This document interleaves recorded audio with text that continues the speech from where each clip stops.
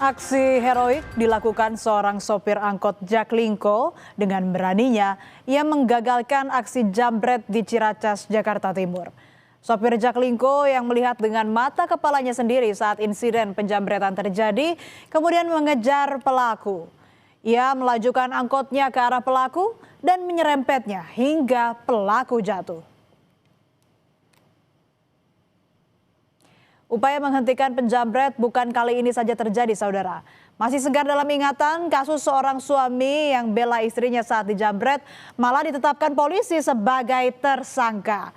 Waktu itu 26 April 2025, Hogi Minaya melihat istrinya dijambret. Hogi tentu tidak tinggal diam. Ia berusaha membela sang istri dengan mengejar pelaku. Sempat terjadi kejar-kejaran hingga beberapa kali mobil Hogi dan motor pelaku bersenggolan. Pelaku kehilangan kendali lalu menabrak tembok hingga terpental dan tewas di tempat. Hogi pun jadi tersangka karena dianggap polisi melanggar lalu lintas.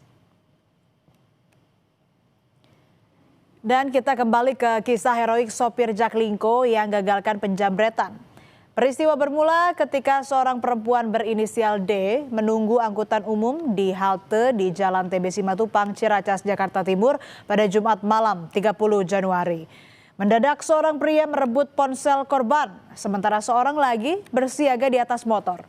Keduanya pun langsung tancap gas ke arah tol. Nah, Tommy, sang sopir Jaklingko jurusan Pinang Ranti, Kampung Rambutan, tengah menuju halte saat penjambretan terjadi. Ia melihat detik-detik penjambretan dan tanpa pikir panjang menyadari adanya tindak kejahatan, Tommy pun memacu mobilnya mengejar pelaku. Salah satu pelaku berusaha kabur tetapi terserempet Jaklingko yang dikemudikan Tommy hingga akhirnya terjatuh. Tak butuh waktu lama, pelaku yang terjatuh dari motor langsung dikerumuni oleh warga yang mendengar penjambretan. Pelaku kemudian dibawa ke Polsek Ciracas untuk diproses hukum. Sementara yang satunya lagi, saudara, langsung kabur dengan motornya ke arah tol dan tak terkejar. Serempetan itu, saudara, bukan merupakan tabrakan keras. Pelaku jambret yang terjatuh pun menjadi bulan-bulanan warga dan pengendara sekitar setelah tertangkap tangan menjambret ponsel. Pelaku tidak mengalami luka akibat diserempet sopir Jaklingko, melainkan lebam akibat amukan warga. Awalnya dari sana bang, jalan baru. Nah, dikubur sama Jaklingko, ditabrak sama Jaklingko, tabrak jatuhlah motor itu. Terus palingnya jambretnya lari, kami tangkap, kami kejar. Ketangkap sama apa di sini? Iya, di sini satu orang. Satu orang. Yang satu lari ke sana. Pada saat ditangkap ada barang bukti, bang? Barang bukti ada, bang. Korban juga ada. Korban juga ada. Ada. Apa barang bukti, bang? Handphone. Oh, handphone. Oh, jadi dia jambret handphone. Oh iya. Pelakunya berapa orang, bang? 2. Terus selanjutnya langsung dibawa ke Kampung Rambutan, Polsek Kampung Rambutan situ. Pelaku dibawa ke Polsek Ciracas oleh warga menggunakan kendaraan Jaklingko. Korban penjambretan telah membuat laporan polisi. Sementara itu polisi menyelidiki kasus ini dan mencari satu lagi pelaku yang melarikan diri. Ada satu orang itu. Terus kemudian setelah itu si korban kan teriak akhirnya kan si pelaku itu langsung melarikan diri, langsung kabur kan. Terus begitu kabur itu kan si Jaklingko itu merasa ini kan ada teriak-teriakan kayak gitu, langsung jalan, rupanya langsung jalan. Ada motor yang ada di pinggir jalan itu dipepet sama Jaklingko itu, kan itu satu orang. Sampai sejauh ini kasus seperti apa, Pak? Sejauh ini ya kasus dalam penyelidikan. Ditemui di Terminal Bus Kampung Rambutan, Muhammad Tommy Prawira, sang sopir Jaklingko heroik, menceritakan detik-detik pengejaran pelaku jambret yang mencuri ponsel calon penumpangnya. Aksi heroik Tommy kemudian mendapat apresiasi dari Direktur Utama Transjakarta, Welfizon Yuza, dan Direktur Operasional dan Keselamatan Transjakarta, Daud Yosef. Kami sangat bangga sudah dikasih apresiasi dari Pak Dirut dan Dirut Dirkops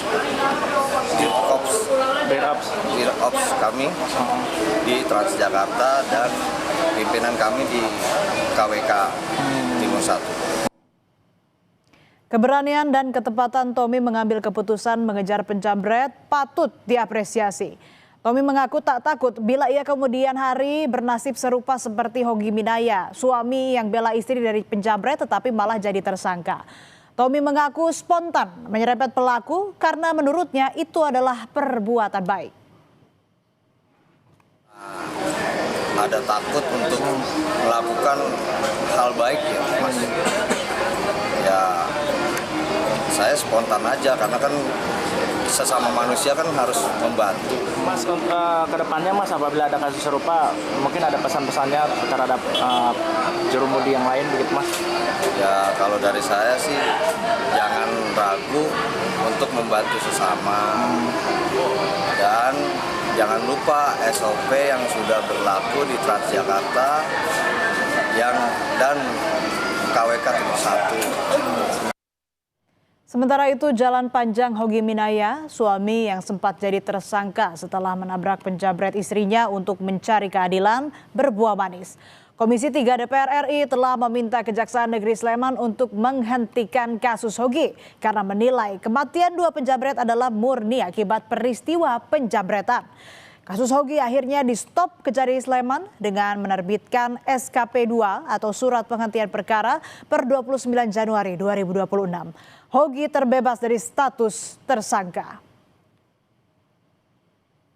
Jadi peristiwa matinya dua penjamret itu ada konteksnya dengan kejadian penjamretan itu. Bukan situasi yang terpisah. Ya, satu kasus, satu perkara. Ini kok tiba-tiba jadi dua? Ini mindset berpikir ya, kerangka berpikir ya. Ya, jadi kalau menurut saya sudah salah kaprah dari awal. Pak Ketua, bagi saya tidak ada kasus lalu lintas itu. Ya, yang ada kasus penjamretan terungkap, terbukti, tersangka meninggal dunia, kasus tutup. Saya minta kasus ini dihentikan. Kasus heroik menggagalkan aksi jamret bukan hal baru, saudara. Sebelumnya di Ampang, Kota Padang, seorang pengemudi pick-up menggagalkan penjamretan dibantu seorang personel dari Satlantas Polres Padang Pariaman. Sopir mobil pick-up melihat ibu pengendara motor dijamret gelangnya. Sopir pick-up menghentikan penjamret dengan cara menabraknya. Seorang personel dari Satlantas Polres Padang Pariaman yang kebetulan ada di lokasi membantu menangkap pelaku.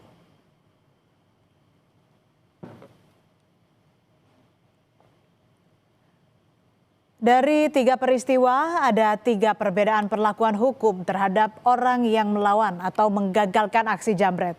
Berkaca pada kasus-kasus ini, mestinya kasus Hogi tak perlu terjadi.